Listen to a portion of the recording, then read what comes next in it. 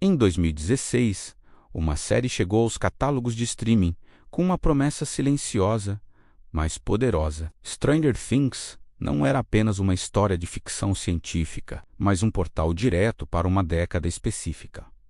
Os anos 1980, desde os primeiros acordes do sintetizador na abertura, fomos transportados. As bicicletas BMX cortando ruas suburbanas, os walkie-talkies chiando com segredos infantis, as luzes de Natal piscando com mensagens de outro mundo. A estética era um abraço caloroso e familiar. A série construiu, de forma deliberada, um refúgio nostálgico, nos convidando a voltar para um tempo que parecia mais simples, mais tangível. Mas a nostalgia não está ali por acaso. Cada detalhe, desde os pôsteres de tubarão e o enigma de outro mundo nas paredes, até as fitas cassete com músicas do The Clash, funciona como um gatilho emocional. São âncoras que nos conectam a um passado idealizado,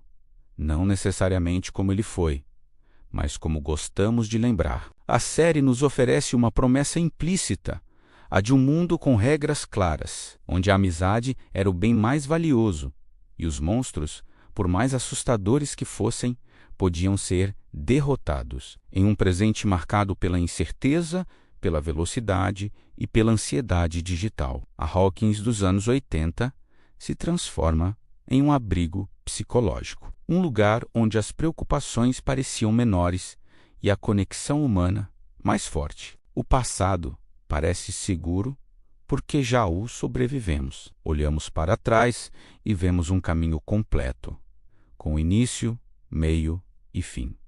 Sabemos quem venceu as batalhas, quem sobreviveu às perdas. Stranger Things explora essa segurança de forma magistral. A série nos coloca ao lado de crianças que, apesar de enfrentarem ameaças inimagináveis, nunca perdem o vínculo que as une. Mike, Dustin, Lucas e Wall, e mais tarde 11 e Max, formam uma frente de resistência afetiva. Eles se protegem, brigam e se reconciliam, mas acima de tudo, se recusam a abandonar uns aos outros. Eles enfrentam o horror com a única arma que possuem, a lealdade. No entanto, por trás da aventura e da camaradagem, uma força silenciosa atravessa toda a narrativa: o trauma. A história começa com uma perda, o desaparecimento de Wall Byers, e a partir daí, o medo do abandono, da morte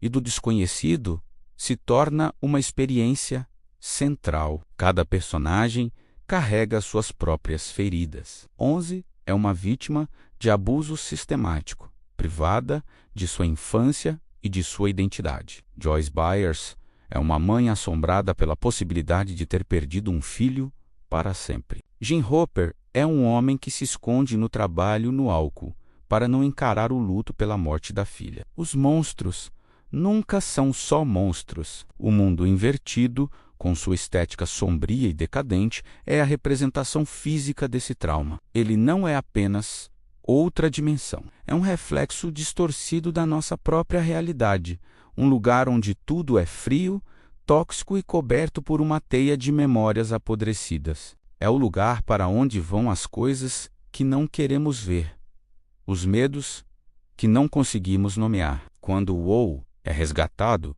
ele não volta inteiro. Ele traz o mundo invertido consigo, como um estresse PS traumático que continua a assombrá-lo. O monstro não foi derrotado lá fora. Ele agora vive dentro dele. O detalhe ignorado aparece agora.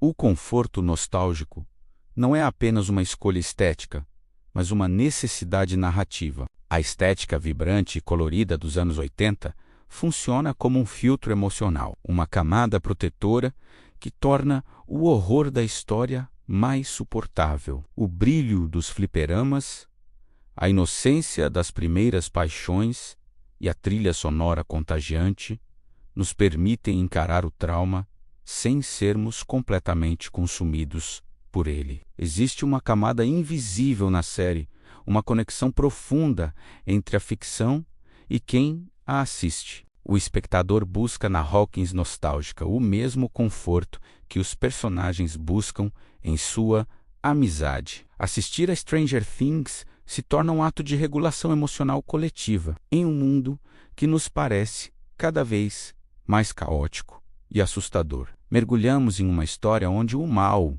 pode ser compreendido e, eventualmente, combatido. A nostalgia, aqui, funciona como um mecanismo de defesa. Ela nos protege da ansiedade do presente.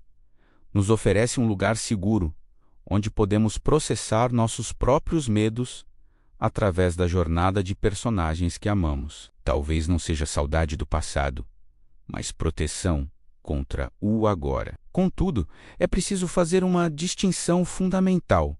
Uma coisa é revisitar o passado, outra, bem diferente, é se esconder nele. Stranger Things, talvez sem a intenção, nos alerta para o risco de idealizar uma época que também continha suas próprias sombras. Os anos 80 não foram apenas sobre bicicletas e fitas cassete, foram também tempos de pânico moral, da crise da AIDS, da ameaça nuclear da Guerra Fria.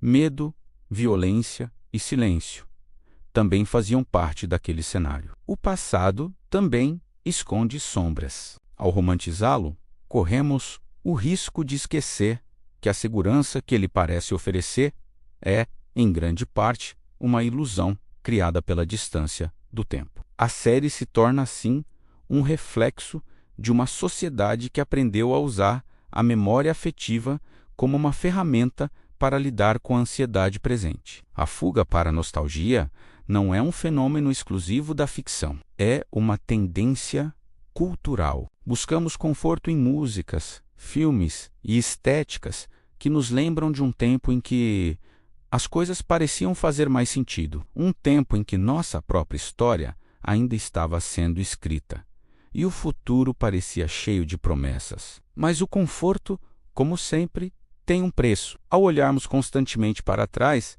podemos perder a capacidade de construir um futuro diferente. Stranger Things nos deixa, portanto, com uma reflexão sobre o delicado equilíbrio entre lembrar e enfrentar. A memória é essencial para a nossa identidade, e o conforto do passado pode nos dar a força necessária para seguir em frente. Mas quando esse passado se torna um refúgio permanente, ele deixa de ser um alicerce e se transforma em uma âncora, nos prendendo a um ciclo de repetição e impedindo o nosso crescimento. A série nos mostra que os monstros, sejam eles do mundo invertido ou da nossa própria mente, não desaparecem quando fechamos os olhos.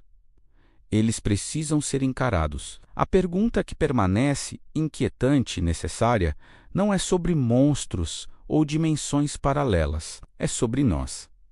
Até que ponto o passado nos ajuda a curar nossas feridas? E em que momento ele começa a nos impedir de encarar o agora?